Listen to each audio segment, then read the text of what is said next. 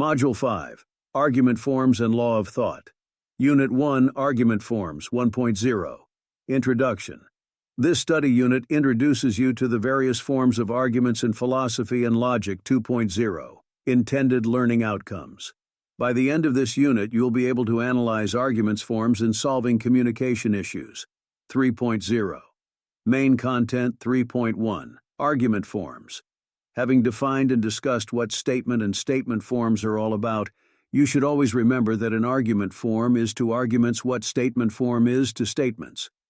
Logicians define an argument form as any sequence of symbols containing statement variables, but no statements, such that when statements are substituted for the same statement variable throughout the result is an argument.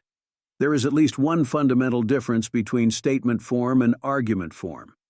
In the statement form and its substitution instances, while in that of argument form reference is made to argument form and its substitution instances. 3. 1.1. Modus ponens. This is the simplest type of valid argument form that is constructed with hypothetical conditional statements.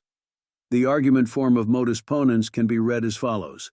If this happens, then that will follow. This happens, therefore that follows.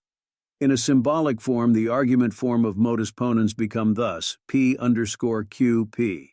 Therefore Q. Of course, P here represents the antecedent, while Q represents the modus ponens argument form corresponds to the first rule of inference earlier stated. You should also keep in mind that modus ponens is any argument that affirms the antecedent of the first premise in the second premise, and affirms the consequent of the first premise in its conclusion. For instance, when we say, if all men are mortal, then Bola is mortal. All men are mortal. Therefore Bola is mortal. The form of this argument is as follows. P_QP, therefore, Q. However, you should bear in mind that any argument form that denies the antecedent is invalid and therefore commits the fallacy of denying the antecedent. 3. 1.2. Modus tollens, P_QQP. From the above, you can see that the characteristics of modus tollens argument form is that it always denies the consequent. So, you should always remember that any argument that denies the consequent of the first premise in the second premise in its conclusion is of the modus tollens form. For instance, when we say, if all men mortal, then Bola is mortal. Bola is not mortal. Therefore, all men are not mortal. The form of this argument is as follows. P_QQ, therefore P3, 1.3, hypothetical syllogism, P_QQ_R, therefore P_R. What makes hypothetical syllogism unique is that the first premise and conclusion have the same antecedent, the second premise and conclusion have the same consequent, and the consequent of the first premise is the same as the antecedent of the second premise. So any hypothetical syllogism that follows the above character is a valid one. For instance, when we say, if Bola is a father, then he has children. If he has children, then he has a wife. Therefore, if Bola is a father, then he has a wife. The form of this argument is as follows. P_QQ_R,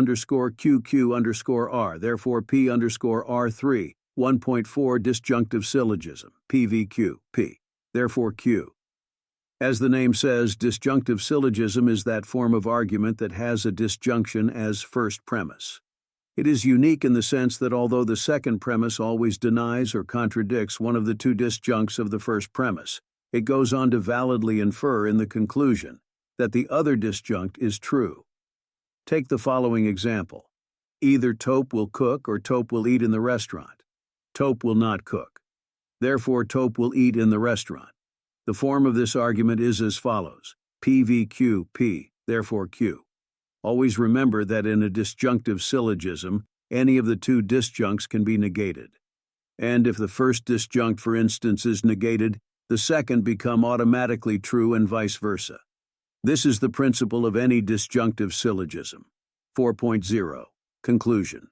This study unit dealt with the rules of inference and argument forms. It is clear to you now that logicians acknowledge at least 4 common forms of arguments, which are modus ponens, modus tollens, hypothetical syllogism, and disjunctive syllogism 5.0. Summary.